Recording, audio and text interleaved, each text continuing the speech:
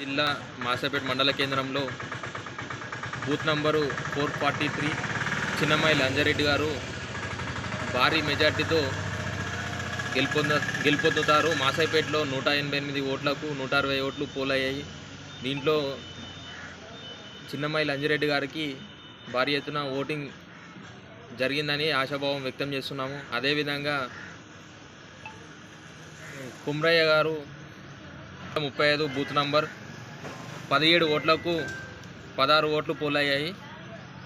94% teacher MLC, 85% graduate ఎమ్మెల్సీకి పోలయ్యాయి.